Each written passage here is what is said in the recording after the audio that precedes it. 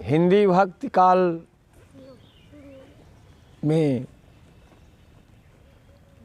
निर्गुण शाखा के यशस्वी रचनाकार मलिक मोहम्मद जायसी का स्थान भक्ति काल में सर्वोपरि अगर हम कहते हैं तो कोई अतिशयोक्ति नहीं होगी।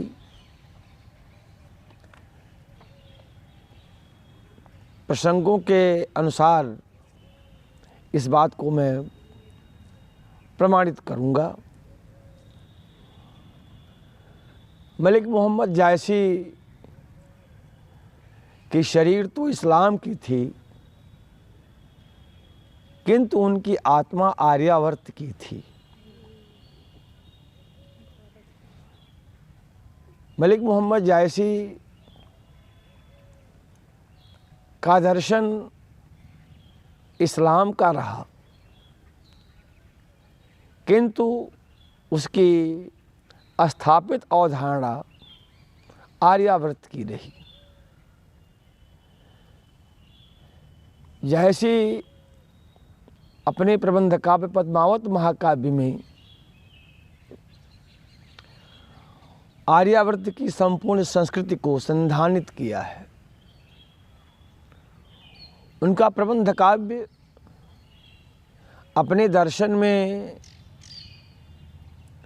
सूफी सिद्धांत पर चलता है, लेकिन उसका सर्वांग भाव या भाविक यात्रा आर्यावर्त की संपूर्ण संस्कृति के साथ चलती है। निसंदेह इनका ग्रंथ सैद्धांतिक आधार पर आध्यात्मिक हो सकता है या है, लेकिन व्यवहारिक धरातल पर पद्मावत महाकाव्य आध्यात्मिक कम और सांस्कृतिक ज़्यादा है। सांस्कृतिक ज़्यादा इसलिए है कि इस प्रबंध काव्य के समूचे कथा के प्रसंग लोग के जीवंत दृश्य हैं, यानी कि मानव समाज कहाँ जीता है, कहाँ जी रहा था। जायसी के समय में मानव समाज कहाँ जी रहा था, किस तरह से जी रहा था, उसकी क्या इच्छाएं थीं, उनके जीवन का सुख दुख क्या था, उनके जीवन का हर्ष उल्लास क्या था, सत्य क्या था, वो सब कुछ उनके पद्मावत महाकाव्य में दिखाई देता है।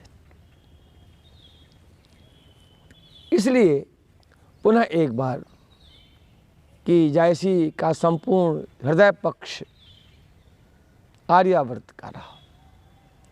बातें तो बहुत कुछ उनके विषय में कहने की है, लेकिन इतनी बात उनके संपूर्ण चिंतन के अनुसार और पद्मावत महाकाव्य के आलोक में कि भक्ति काल में तो बड़े बड़े साधक और रचनाकार हुए। भक्ति काल में कबीर हुए, भक्ति काल में गोस्वामी तुलसीदास हुए, और सब अपने अपने स्थान के सर्वोत्तम माने जाते हैं। लेकिन मलिक मोहम्मद जायसी का स्थान इसलिए सर्वोत्तम मैं मानता हूँ कि भाषा जिनके सामने हाथ जोड़े खड़ी रहती थी। अवधी भाषा का जितना सहज सरल और व्यंजक प्रयोग जायसी ने किया ठेठ अवधि का, भाषा की स्थापना, किसी भाषा की स्थापना किसी बड़े रचनाकार ने इस तरीके से नहीं किया। जायसी का भावनाओं पर असाधारण अधिकार था, इसलिए उनकी कथा साधारण थी, किंतु अपनी भावी की योजना में उनकी कथा, उनकी प्रेम कथा असाधारण दिखाई देती है। अन्योक्ति और समासोक्ति अलंकारों का प्रयोग तो भक्ति काल के सभी समर्थ भक्तों और रचनाकारों ने किया, लेकिन जितना सहज और सरल समासोक्ति का या समासोक्ति अलंकार के माध्यम से अर्थों की योजना जायसी ने किया, अन्यत्र दुर्लभ है। एक साथ शब्द दो दो अर्थ अत्यंत सरलता और सहजता के साथ देते हुए चलते हैं। इसीलिए इनका ग्रंथ अगर विद्वत समाज के लिए, भाषा समाज के लिए, भाषा पंडितों के लिए श्रेष्ठ है, तो वहीं सामान्य पाठकों के लिए भी श्रेष्ठ है। इन्होंने अपने शाब्दिक योजना की स्थापना दोनों वर्गों के लिए किया, सामान्य पाठक के लिए भी किया और विशेष पाठक के लिए भी किया। दोहरे अर्थ अत्यंत सरल ढंग से सामने आ जाते हैं। जैसे कुशल कारीगर एक ही साथ दो रंग के सूते को मिलाकर के समाज के सम्मुख एक वस्त्र में और दो रंगों की चमक प्रस्तुत कर देता है, वैसे द्वैअर्थी व्यंजक शब्दों का इस्तेमाल किया। देखने में तो इनकी शाब्दिक योजना बड़ी सरल लगती है, लेकिन जब हम उन शब्दों की गहराई में उतरते हैं तो उतरते चले जाते हैं और उस शब्द का भाव तत्व कहाँ छिपा हुआ है वहाँ तक पहुँचने में बड़ा श्रम करना पड़ता है। यानी कि सामान्य में विशेष की स्थापना जैसा सजग धुरंधर रचनाकार ही कर सकता है, और जगहों पर तो यह द्वैअर्थक शब्द श्रम के साथ बनाए जाते हैं या व्यक्त किए जाते हैं, यहाँ स्वाभाविक रूप से प्रस्तुत किया है। इस नाते इनकी रचना अपने भाव योजना में सिद्ध है और श्रेष्ठ है। जैसे एक कुशल नाविक अपनी नाव को धारा में बड़ी तीव्रता के साथ संचालित करता है, बैठने वाले को यह नहीं मालूम होता कि किस तरीके से नाव घूम गई। उसी प्रकार मलिक मोहम्मद जायसी अपने प्रबंध काव्य पद्मावत महाकाव्य के भाव योजना या कथा योजना के अर्थगत संचालन में इतनी आसानी से परिवर्तन कर देते हैं कि पाठक को मालूम ही नहीं हो पाता है कि आखिर में यह परिवर्तन, यह दिशा परिवर्तन, यह भाव परिवर्तन इतनी शीघ्रता से कैसे हो गया। भावों के परिवर्तन से नाटकीयता आ जाती है, लेकिन जायसी के प्रबंध काव्य में भाव परिवर्तन से नाटकीयता नहीं आई, बल्कि अर्थ की छवि और भी प्रगाढ़ हो गई है। यूँ तो यह प्रबंध काव्य 57 खंडों में निबद्ध है, कथा प्रेम की है, लेकिन व्यंजना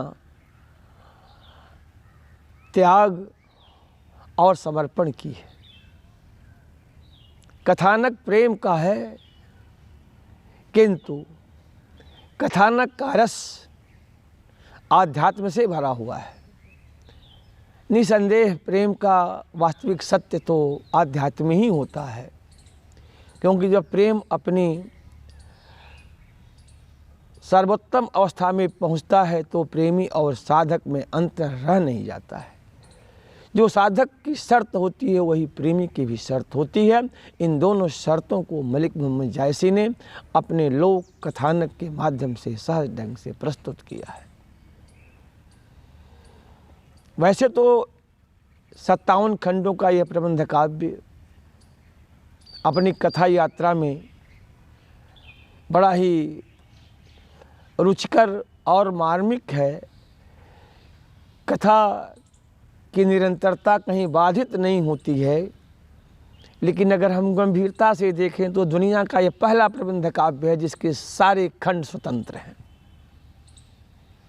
सारे खंड स्वतंत्र हैं, सारे खंडों की अपनी प्रासंगिकता है। ऐसा नहीं कि इस प्रबंध काव्य से कोई एक खंड अलग हो गया तो उसकी व्याख्या नहीं हो सकती है। उसके भाव संयोजन में, उसके अर्थ विधान में, उसके अर्थ प्राकट्य में, उसके अर्थ विस्तार में या उसके कथा विस्तार में कहीं कोई कमी आए। प्रत्येक खंड अपनी कथा में जहाँ एक खंड से दूसरे खंड को जोड़ता है, वहीं प्रत्येक खंड अपनी कथा व्यवस्था में स्वतंत्र अर्थ भी देता है, स्वतंत्र संतुष्टि भी देता है। चाहे उनका खंड सिंघलद्वीप वर्णन खंड हो, चाहे उनका नागमती सुआ संवाद खंड हो, चाहे नागमती वियोग खंड हो, चाहे प्रेम खंड हो, या मानसरोधक खंड हो, या कोई खंड हो। इस प्रबंध काव्य के 57 खंडों की समान महत्ता है, लेकिन उन खंडों में मैं समझता हूँ कि संपूर्ण सत्य के साथ, संपूर्ण स्वतंत्रता के साथ, संपूर्ण महाकाव्य की स्थापना और व्यंजना के साथ, भाविक व्यंजना के साथ, संपूर्ण दर्शन, आध्यात्म और लोक सत्य के साथ अगर पूर्ण खंड है, अकेला पूर्ण खंड है तो मानसरोधक खंड है। इसमें विद्वानों को अतिशयोक्ति नहीं समझनी चाहिए, माननी नहीं चाहिए।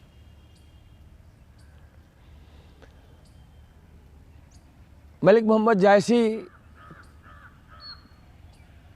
के प्रबंध काव्य की या इनकी कथा की या इनके दर्शन की जो 3 विशेषताएं हैं कि रचनाकार मलिक मोहम्मद जायसी की रचना अपने पूरे मंतव्य में आध्यात्मिक है, पहला। दूसरा, यह प्रबंध काव्य अपने मंतव्य, अपने मूल मंतव्य को स्थापित करने के लिए जिस शक्ति का संधान किया है वह शक्ति लोक तत्व है, लोक सत्य है, लोक का मर्म है। और तीसरी बात, जब लोक तथ्यों और सत्यों की स्थापना करते हैं तो केवल उसकी अभिव्यक्ति नहीं करते हैं, केवल परिगणन नहीं करते हैं, बल्कि उन तथ्यों, उन संदर्भों, उन प्रसंगों का संपूर्ण दृश्य सामने प्रस्तुत कर देते हैं। इसलिए पाठक जब उन दृश्यों में प्रवेश करता है, सामने पहुंचता है, तो उन दृश्यों के साथ सम्मोहित हो जाता है। यानी कि यह प्रबंध काव्य सम्मोहन का महाकाव्य है, सम्मोहन का प्रबंध काव्य है। मानसरोधक खंड पर बहुत सी चर्चाएं हुई होंगी और होंगी भी। मैं इसके कथा तत्व का जो रोचक स्वरूप है, उस रोचक स्वरूप से अति विमोहित हूँ और मैं उस रोचकता को इस प्रबंध काव्य का सबसे बड़ा आकर्षण मानता हूँ कि मानसरोधक खंड ने पाठक वर्ग को या हम जैसे पाठकों को बड़ा ही आकर्षित किया है। संपूर्ण प्रबंध काव्य के लोक और आध्यात्म दोनों की एक साथ अनुपम व्याख्या प्रस्तुत किया है। लोक सत्य के साथ पद्मावती सिंघलद्वीप के राजा की राजकुमारी है, सिंघलद्वीप के राजा गंधर्व सेन चक्रवर्ती सम्राट हैं। वह अपने समान इस संसार में किसी भी सम्राट को नहीं प्राप्त करते हैं, किसी को नहीं समझते हैं, और ऐसे सम्राट की परम सुंदरी रानी से एक कन्या का अवतरण होता है, अवतार होता है। मलिक मोहम्मद जैसी ने पद्मावती नाम प्रस्तुत किया और नाम के महात्म को भी प्रस्तुत किया गया जन्मखंड में कि पद्मावती का नाम पौ से क्यों रखा गया। पद्मावती के जन्म लेने के साथ पूरे सिंगलगढ़ में प्रकाश हो गया। हमारे वहाँ प्रबंध काव्यों में जब परम शक्ति का आगमन होता है तो शक्ति प्रकाश से उस स्थान को प्रकाशित कर देती है, चाहे वो रामचरितमानस हो, चाहे श्रीमद् भागवत हो। वहाँ कृष्ण और राम के आने के साथ वातावरण में प्रकाश हो गया था। ठीक वैसे ही पद्मावती का जब जन्म हुआ तो पूरे सिंघल में प्रकाश हो गया। पद्मावती चंद्रमा की कला की तरह से, जैसे प्रतिपदा, द्वितीया, तृतीया चाँद की कला बढ़ती है, वैसे ही चंद्रमा की कला की तरह से वो बढ़ने लगी।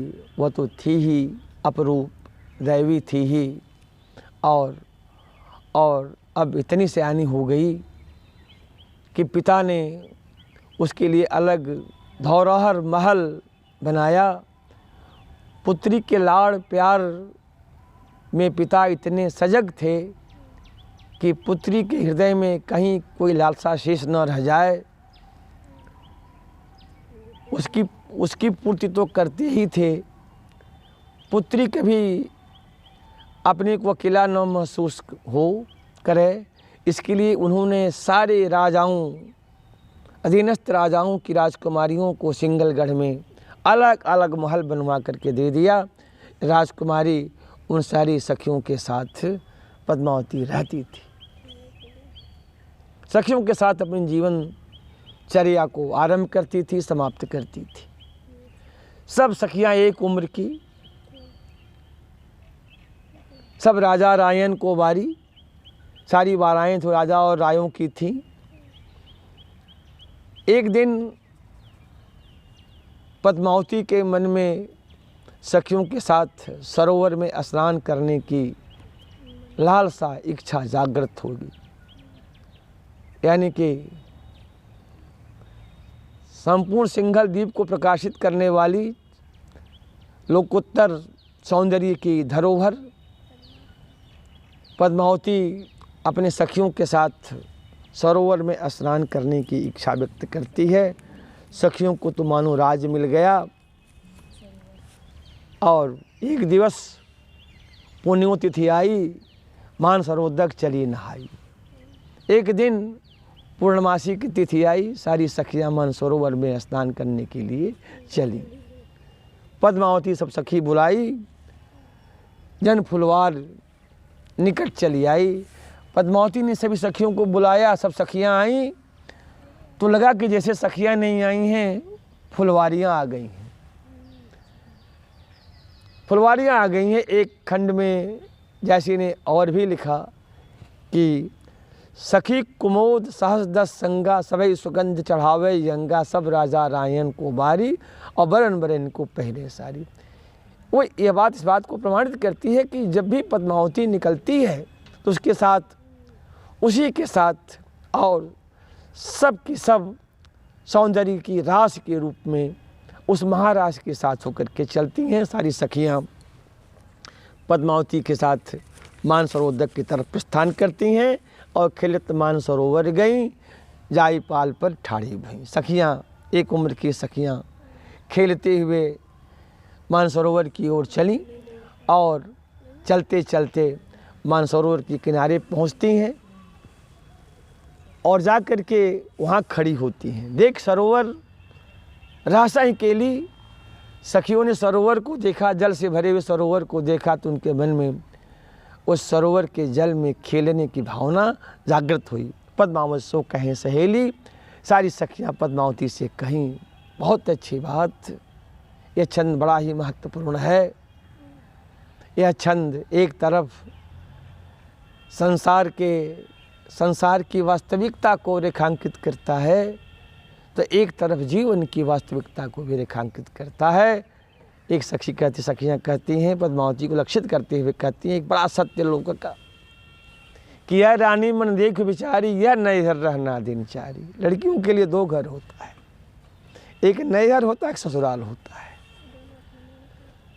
600 वर्ष पहले लड़कियों के लिए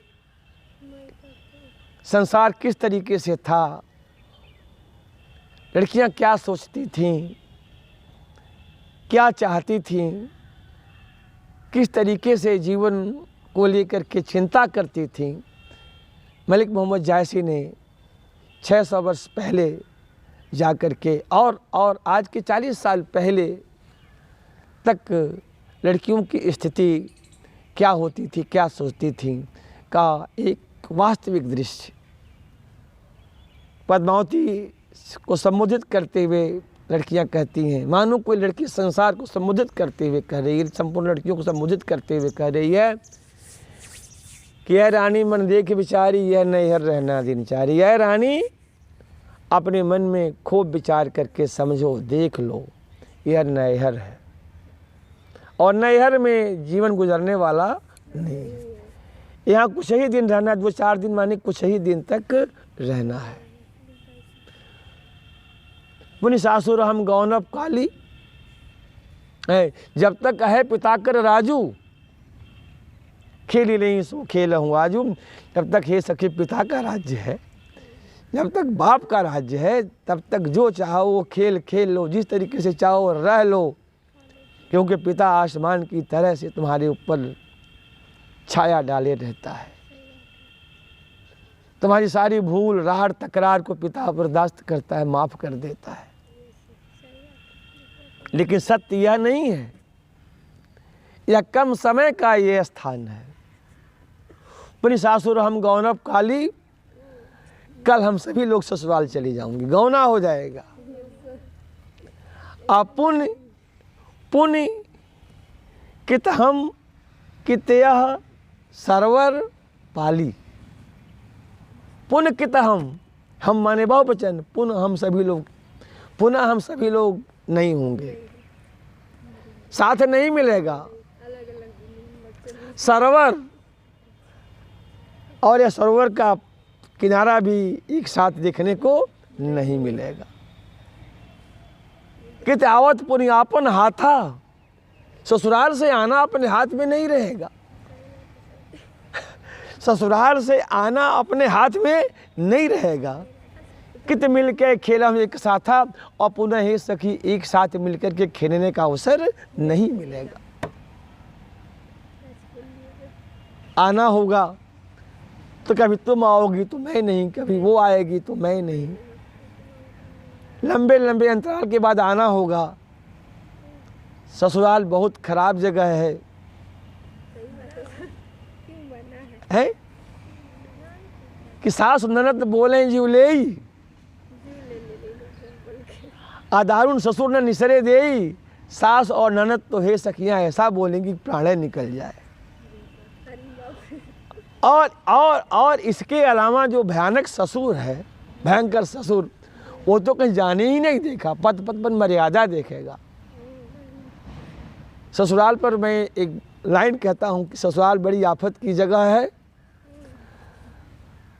न बोलो तो घमंडी और हंस के बोलो तो छिनाल।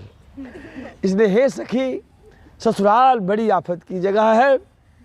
हाँ, प्रिय प्यार सब ऊपर, अगर ससुराल में प्रियतम का प्रेम मिल गया, अगर प्रियतम ने प्रेम किया तो सब तो कोई बात ही नहीं है। लेकिन अगर ऐसा नहीं हुआ तब तो यह जीवन बड़ा ही संकटग्रस्त हो जाएगा। इतना संबोधन करने के बाद अब हमें याद आता है कि 40 साल पहले, 30 साल पहले जब लड़कियों की विदाई होती तो लड़कियां बहुत रोती थी। जैसे लगता था कि वो किसी कसाई के घर जा रही हैं, इतना वो रोती थी। अपने सामने खड़ी हुई सखियों को पकड़ती थी, टोले मोहल्ले की औरतों को पकड़ लेती थी, माता पिता को छोड़ना नहीं चाहती थी, भाई को पकड़ लेती थी, दरवाजे के पास पक्षियों को देखती थी तो हमें लगता था कि आखिर में क्यों ऐसा। लेकिन जब सयाने हुए, बड़े हुए और ससुराल और मायके की जो स्थिति है, नैहर की स्थिति है, जब दोनों पर विचार किया तो लगा कि लड़कियां इसीलिए रोती थीं जैसे इन्हें उस पूरी पीड़ा का एक छंद के कुछ पंक्तियों में बड़ी गंभीरता के साथ व्यक्त नहीं बल्कि व्यंजित कर दिया है। इस नाते सच में यह पद्मावत महाकाव्य और यह मानसरोवर खंड दोनों लोक की दृष्टि से और आध्यात्म की दृष्टि से भी ये छंद महत्वपूर्ण है कि नैहर का मतलब संसार और ससुराल का मतलब ईश्वर का घर, ईश्वर का संसार। इस संसार में जो जितना ही खेलता कूदता है ससुराल में उतना ही कष्ट पाता है। यह जो ये जो सत्य है एक साथ, यह नैहर यानी कि यह संसार और ससुराल यानी कि स्वर्ग, ईश्वर का स्थान, और भी बातें हैं एक साथ, दो व्यंजना, लोक और आध्यात्म की व्यंजना एक ही शब्द में थोड़े से गंभीरता के जाने के बाद हमें दोनों सत्य दिखाई दे रहा है। सखियाँ सरोवर के किनारे, सरोवर तीर पद्मुनि आई, खोपा छोड़ के समुकर आई। सारी सखियाँ सरोवर के किनारे आती हैं। स्नान के पूर्व अपने जोड़े को खोलती हैं। ससमुख अंग मलय गिररानी, नागिन झाँप लेनी अर्घानी। चंद्रमुखियों ने बाल खोला तो लगा कि जैसे चारों तरफ सर्पिणियाँ फैल गई हैं। उन्हीं मेघ परी जग छाहा, उन्हीं मेघ परी जग छाहा, सच के शरण लीन जन राहा। छप गए दिन ही भानु के दशा, लय निस्तखत चांद पर गसा। भूल चकोर दीठ मुँह लावा, मेघ घटा में चांद दिखावा। सरवर रूप विमोहा, हिये हिरोरई ले। पाँव छुई मुख पावई, यही मिसलाह रही दे। सरवर रूप विमोहा। एक बात और कि मलिक मोहम्मद जायसी ने सौंदर्य के सौंदर्य को तीन रूप में प्रस्तुत किया है। पहला एक परंपरागत सौंदर्य का रूप होता है, पद्मावती के परंपरागत स्वरूप का भी वर्णन है, सौंदर्य का वर्णन है। दूसरा सौंदर्य का लोकोत्तर वर्णन है, ऐसा सौंदर्य जो संसार में नहीं है। और सौंदर्य का तीसरा वर्णन प्रभावकारी सौंदर्य, कि सौंदर्य आकर्षक ही नहीं है, सौंदर्य लोकोत्तर ही नहीं है, ऐसा सौंदर्य जो सबको प्रभाव में ले लेने वाला है।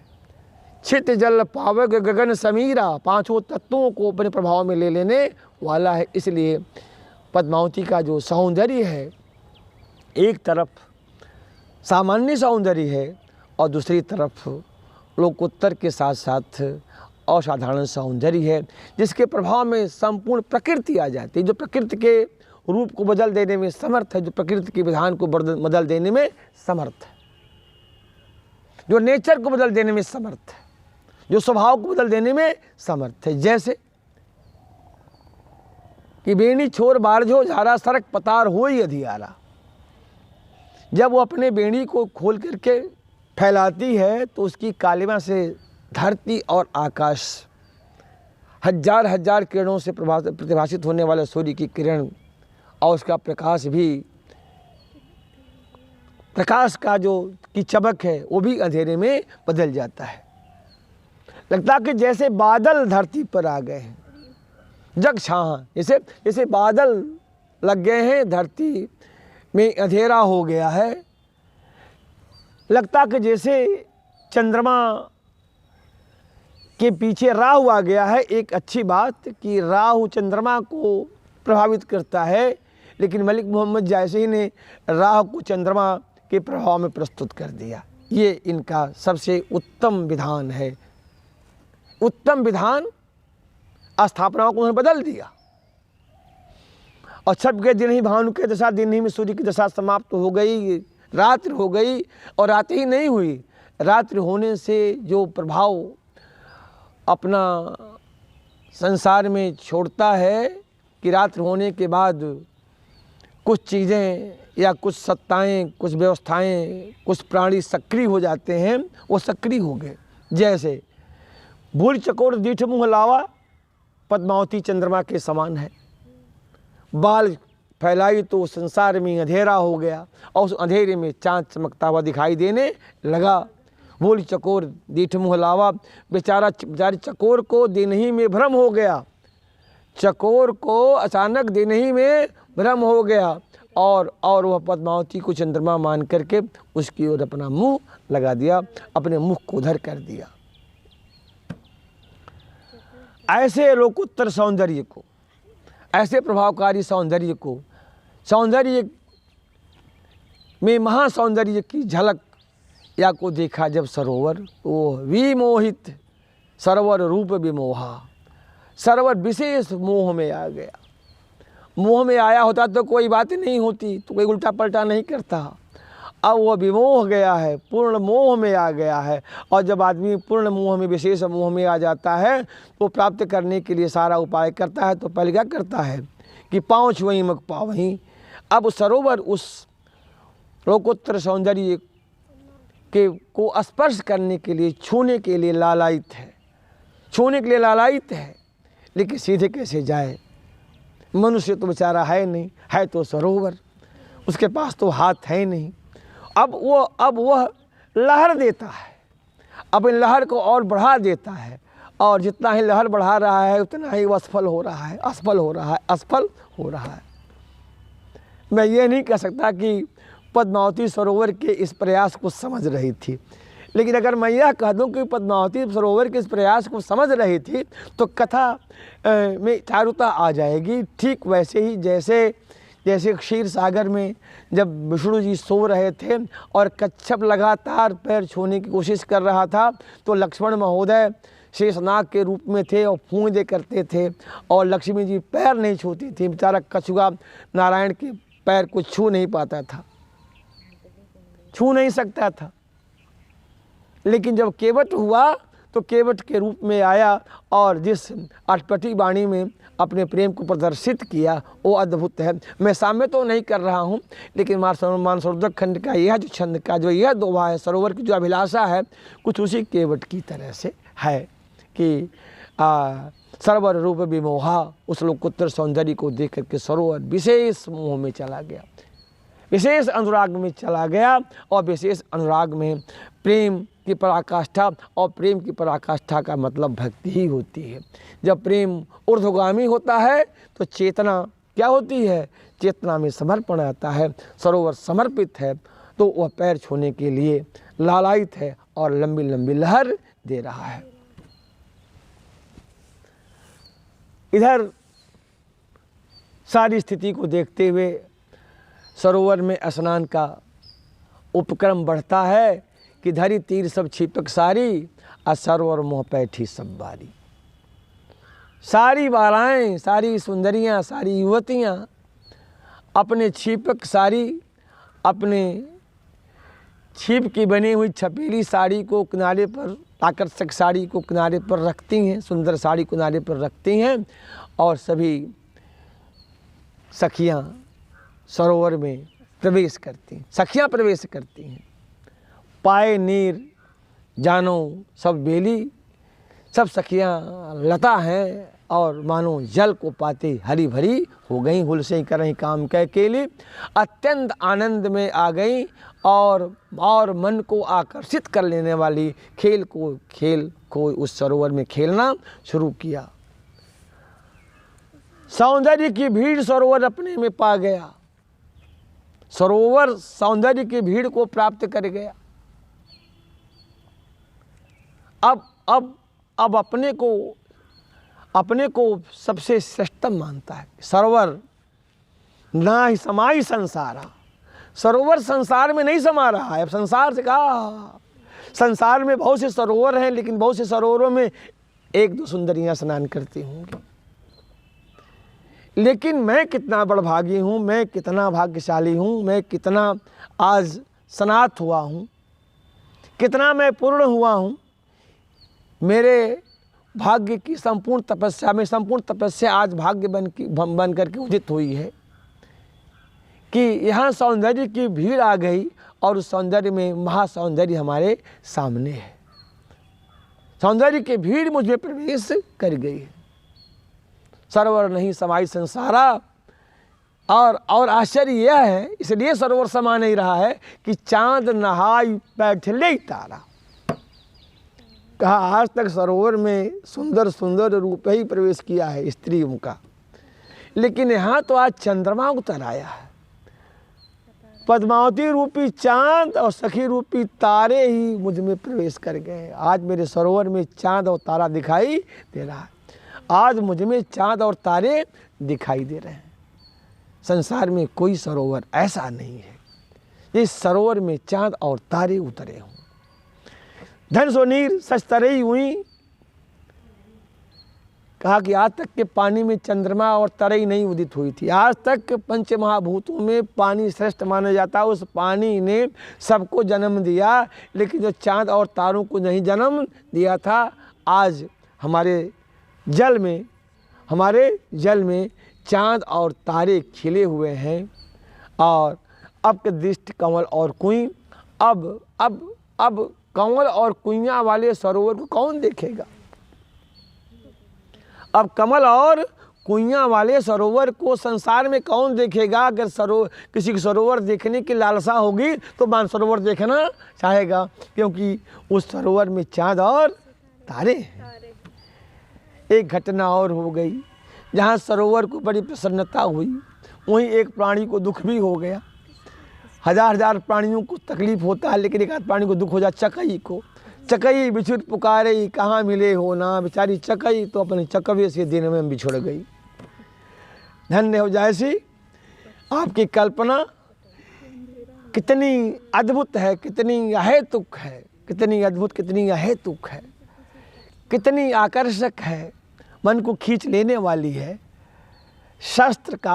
शास्त्रकार लोक विज्ञ अभिज्ञ सबको बस में कर लेने वाली है कि चकई बिछुड़ पुकारे। चकई बेचारे, चकई को क्या सुख है, चकवा 24 घंटे उसके साथ रहे, लेकिन साफ मिला है कि वो 12 घंटे रात में अलग रहती है और 12 घंटे दिन में मिलती है। लेकिन दिन ही में अब तो स्थिति बदल गई। दिन ही में चंद्रमा दिखाई दे दिया, दिन ही में चांद सरोवर में दिखाई देने लगा। चकवा देव ही चांद को देखा, दे पद्मावती के मुख को देखा सरोवर में, तो उसे चांद मालूम होने लगा। चांद का उसे भ्रम हो गया और चकई से अलग होकर के उस चांद को देखने में अपने को लगा देता है और चकई निराश हो गई। कहा ओह, अब कब एक चांद निश सरग में आदिन दूसर जलमाए। एक चांद तो रात्रि में आकाश में दिखाई देता है और एक चांद दिन में सरोवर में दिखाई दे रहा है। कहाँ मिलो है ना। हे प्रीतम, अब तुम बताओ, हे भगवान तुम बताओ कि अब हमारा और तुम्हारा मिलन कब होगा, कैसा होगा। अद्भुत अद्भुत छंद, अद्भुत स्थापना, अद्भुत अप्रस्तुत विधान। सखियाँ अब स्नान के लिए सरोवर में प्रवेश कर गईं। लागें केल करई मझनीरा। सब सखियाँ सरोवर के जल में प्रवेश करके, जब सरोवर के जल में प्रवेश की, सब एक उम्र की सखियाँ हैं। अब एक उम्र की सखियाँ जहाँ रहेंगी, जहाँ एक उम्र के लड़के लड़कियाँ होंगे, तो साधु बन करके थोड़ा खेल खेलेंगे, स्नान करेंगे कि खेलेंगे। साधु बन करके तो नहीं खेलेंगे, पानी में जाकर डुबकी थोड़े लगाएंगे। अब उनके मन में उसी सरोवर में खेल खेलने को मन में आया कि हम लोग जल खेल करेंगे, जल में खेला करेंगे। अब पद्मावत सो कही सयानी, सखियों ने पद्मावत से कहा कि हे पद्मावती, तुम, हे सखी, तुम शशि हुई तराइन साखी, तुम हम सखियों के लिए, हम ताराओं के लिए तुम क्या हो? चंद्रमा हो। सखियों ने पद्मावती से कहा कि तुम शशि हुई तराइन साखी, हम सखियों के लिए तुम क्या हो? चंद्रमा हो, हम तारे हैं। तो तारों के खेल का निर्णायक चांद ही हो सकता है, तारे नहीं होंगे। इसलिए ये सारे तारे रूपी सखियां इस सरोवर में स्नान कर रही हैं, खेल खेल रही हैं, और जो खेल खेल रही हैं उस खेल का तुम्हें रेफरी होगी, तुम्हें निर्णायक होगी। पद्मावती किनारे पहुंच गई, बेचारा सरोवर ठगाक ठगाक रह गया। सरोवर तो बेचारा निराश हो गया, भाई देखो मैं तो इंतजार कर रहा था कि पद्मावती प्रवेश करे, तो सखियों के मन में खेल आ गई, और अब पता नहीं खेल का निर्णय करते करते किनारे रह जाएगी कि स्नान भी करेगी। खैर संजोग बनना शुरू हुआ। सखियों ने कहा, पद्मावती ने कहा कि भाई खेल ही खेलना है तो खेल में शर्त होनी चाहिए। बिना शर्त के खेल में आनंद नहीं आता है, हार और जीत होनी चाहिए, और हार और जीत के साथ जब खेल खेली जाती है तब खेल में पूरी शक्ति का प्रयोग किया जाता है, तब आनंद आता है। तो सखियों से कहा कि हार में और जीत में बात यह होगी, जो सखी चाहे अपने अपने अनुसार जोड़ी बना ले, जो जिसके लायक हो। ये मैं नहीं कहूँगा कि फला फला से तुम खेलो, अपने अपने जोड़ जुट की सखियों के साथ अपनी जोड़ी बना ले। सखियों ने जोड़ी बना लिया, और शर्त हो गई कि हार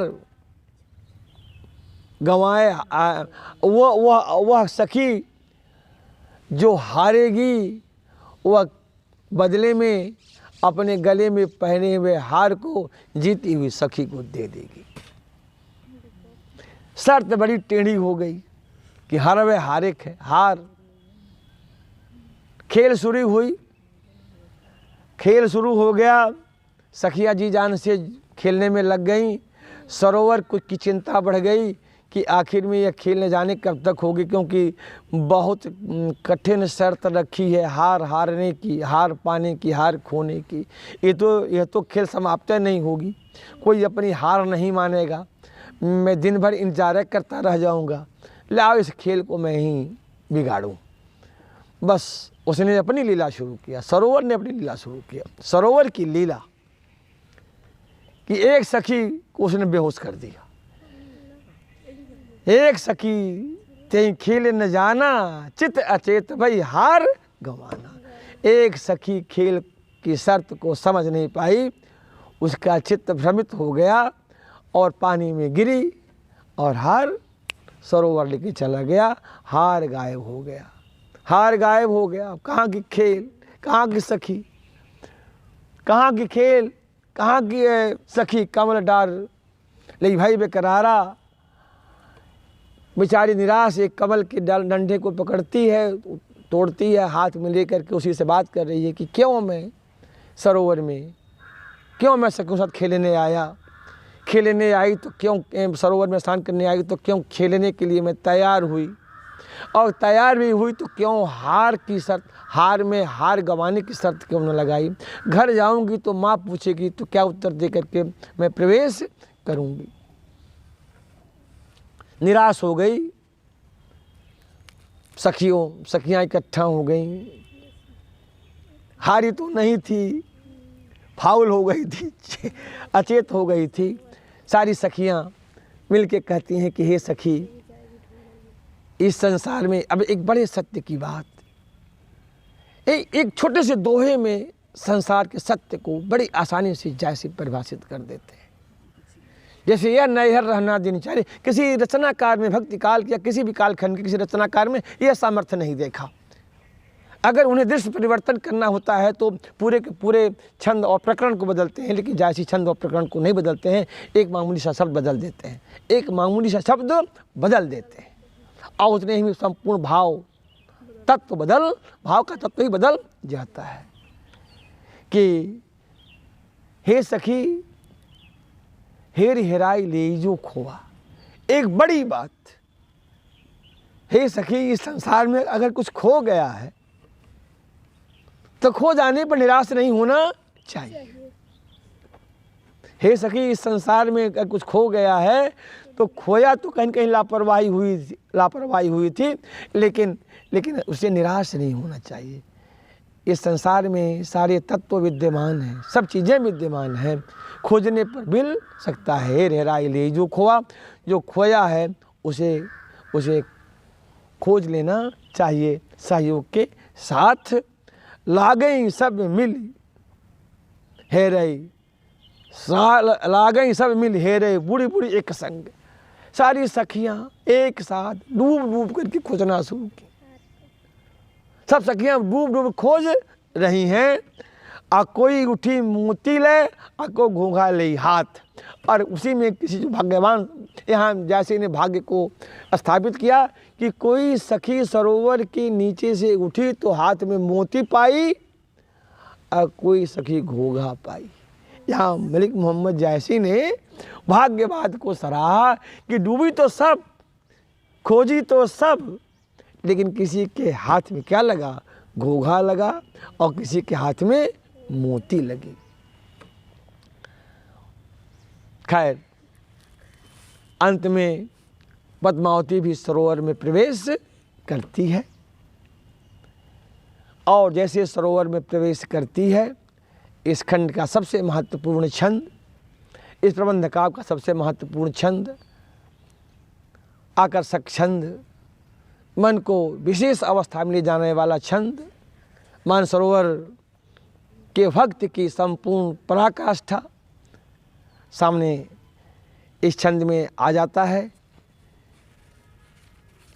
मानसरोवर अपने भाग्य को सराहते हुए कहा, पहले भी सराहना कर चुका है, पुनः कह रहा है कि इस संसार में बहुत कम ऐसे लोग हैं कि जो चाहते हैं वो पा जाते हैं, लेकिन मैं ऐसा व्यक्ति हूँ संसार में कि जो चाहा सो पा लिया।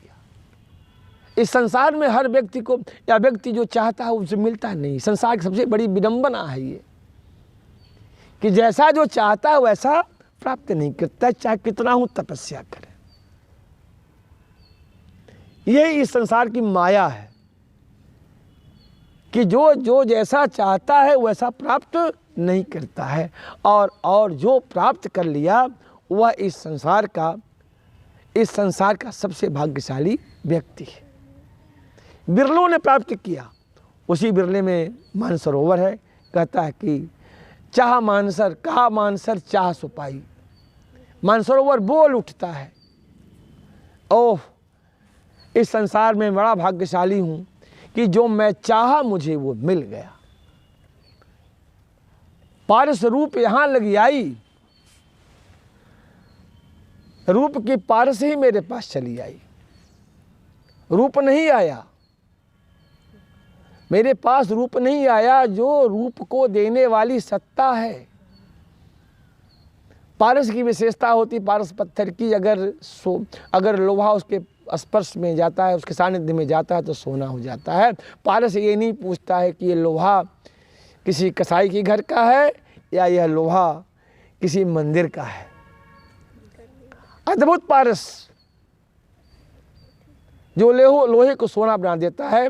सरोवर कहता कि मेरे सामने तो, मेरे भीतर तो रूप की जो पारस है वही आज प्रवेश कर गई है।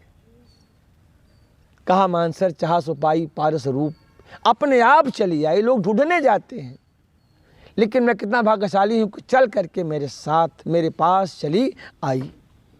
भा निर्मल तेन पायन पर से, भाग्य, आस्था, विश्वास, प्रेम की पराकाष्ठा, तरण छूने की लालसा कि भा निर्मल तेन पायन पर से आज मैं जगत के सारे कालवश से दूर हो गया। जगत के सारे कालवश से, भा निर्मल तेन पायन पर से, इस पैर के स्पर्श मात्र से ही, इस पैर के स्पर्श मात्र से मेरे भीतर जो भी सांसारिक कालवश था वह सब का सब समाप्त हो गया। और पावा रूप को दर्शे, और मैं रूपवान हो गया, क्योंकि मैं महारूप का दर्शन कर लिया। मैं रूपवान हो गया क्योंकि मैं महारूप का दर्शन कर लिया। मलय समीर बास तनाई, उस लोकोत्तर सुंदरी पद्मावती के शरीर से शीतल मंद सुगंध गंध आई। भा शीतल गए तपन बुझाई। मेरी पूरी शरीर जो सांसारिक राग और द्वेष में निरंतर पड़ी रहती थी, जो शरीर हमारी बराबर वासनाओं में पड़ करके तप्त रहती थी, उस लोकोत्तर सुंदरी के शरीर से आने वाली शीतल मंद सुगंध को प्राप्त करके ठंडी हो गई, शीतल हो गई, कहीं कोई ताप रह नहीं गया। न जाने कौन पवन ले आवा, मैं उस पवन का, उस हवा का आभारी हूँ जिस पवन ने इस सुगंध को लेकर के मेरे पास तक आया। न जाने कौन पवन ले आवा, पुण्य दशा भय पाप गवाया। मेरी दशा पुण्य की हो गई। अचानक मैं तो पापक कर्म में लिप्त था, पाप का पुंज था, समूह था, लेकिन तत्क्षण स्पर्श मात्र से मेरे सारे पाप मिट गए, सारा काल में से मिट गया, सारे ताप मिट गए, दैहिक दैविक भौतिक सारे ताप मिट गए। सब कुछ संसार का जो भी काल में से था सब समाप्त हो गया। अब सरोवर को लगा कि अब अगर हार मेरे पास रहता है तो ठीक नहीं है। तत्क्षण हार बेगोतिराना अपावा सखन चंदवेशाना। तत्काल वो हार को छोड़ देता है और हार सतह की ऊपर आ जाता है। पावा सखिन, सखियाँ पाई और पद्मावती रूपी चंद्रमा मुस्कुरा दिया। कौन मुस्कुराया? चांद मुस्कुरा दिया। और जब चांद मुस्कुराया तो क्या हुआ? विकसे कुमुद देख से रेखा। सखियों ने पद्मावती को हंसते हुए शायद पहली बार देखा। हंसते हुए उस परम ब्रह्म को पहली बार जीव रूपी सखियों ने देखा। विकसे कुमुद देख से रेखा। अभय तह रूप जहाँ जो ही देखा, और जहाँ भय तह ओप जहाँ जो ही देखा। जहाँ जहाँ जो देखा, वो जहाँ जहाँ देखा, जो जो देखा उस हंसते उस शुभ रसी को सखियों ने ही नहीं, सखियों ने ही नहीं, जहाँ जहाँ जो देखा तस्य भाषा सर्वमिदं विभाति। तस्य भाषा, उसको जिसने जिसने देखा, जिसने जिसने देखा, सखियों जिसने जिसने देखा, तस्य भाषा सर्वमिदं विभाति। सभी सब के सब क्या हो गए? विभात पर प्रकाशमान हो गए। विकसे कुमुद देख शशि रेखा। आगे बड़ी अच्छी लाइन, पाए रूप रूपजस्य है। अब रोज जैसा जो जैसा रूप चाहा, जैसा जैसा जो जैसे जैसे रूप की कल्पना कर सकता है। पावा रूप रूपजस्य है। जो जैसे जैसे रूप की कल्पना कर सकता था, उपाया शशि मुख सब दर्पण हुई रहे। वह सभी लोगों के लिए चंद्रमा। सारी सखियां दर्पण के समान हो गई। क्या हो गई हैं? दर्पण के समान। और वो कैसी है? चंद्रमा के समान है। सब में तस्य भाषा सर्वमिदं विभाति। जैसे सूर्य निकलता है तो सब में दिखाई देता है। रूपं एको रूपं रूपं प्रतिरूपो बभू। जैसे एक ही रूप सारे रूपों में क्या है? दिखाई दे रहा है। वेदांत का सत्य है। जासी ने वेदांत को बिठा दिया कि एको रूपम रूपो प्रतिरूपम बभू। एक ही रूप संसार में है और उसी रूप के सारे रूप हैं। वही बातें हैं कि सस मुख सब दर्पण हो ही रहे। पद्मावती सारे सखी रूपी दर्पण में दिखाई दे रही। वो चांद दिखाई दे रहा है। नयन जो देखा कमल भय, कि नयन उसने अपनी आँखों से जहाँ जहाँ देखा वहाँ वहाँ कमलों की सृष्टि हो गई। या संसार में कमल ही उसके नेत्र हैं। उस लोकोत्तर सुंदरी की आंखों को देखना तो कहाँ देखना है? कमलों को देखना। नयन जो देखा कमल भय, निर्मल नीर शरीर और उसके शरीर की आभा, उस लोकोत्तर सुंदरी के शरीर की परछाई जहाँ जहाँ पड़ी वहाँ के जल पवित्र हो गए। या संसार में उसके शरीर की आभा जहाँ जहाँ पड़ी वहाँ वहाँ निर्मल जलों की सृष्टि हो गई। पांचों भूतों के संस्थापक है। हंसत जो देखा हंस भा, और जिसने हंसते हुए देखा, जिसने हंसते हुए पद्मावती को देख लिया वो हंस हो गया। और दसन ज्योति नगहीर उसकी दंत पंक्तियों ये चमक जिन जिन पत्थरों पर पड़ा, जिन जिन जड़ जीवों पर पड़ा, जिन जिन पत्थरों पर पड़ा, वे सब के सब हीरे हो गए। निसंदेह मलिक मोहम्मद जायसी ने पद्मावती के लोकोत्तर सौंदर्य, प्रभावकारी सौंदर्य का चित्रण करके एक साथ सौंदर्य के दोनों रूपों को प्रस्तुत किया, लोक सौंदर्य और विशेष सौंदर्य को। बातें बहुत कुछ छूट जाती हैं, लेकिन यथासाध्य बात प्रस्तुत की गई है। अगर आप लोग को अच्छा लगे तो ठीक, मैं आभारी हूँ समस्त अपने श्रोताओं को, छात्राओं का, और जो लोग देखेंगे उनका आभारी होऊंगा। सबको, सबके लिए हमारा प्रणाम।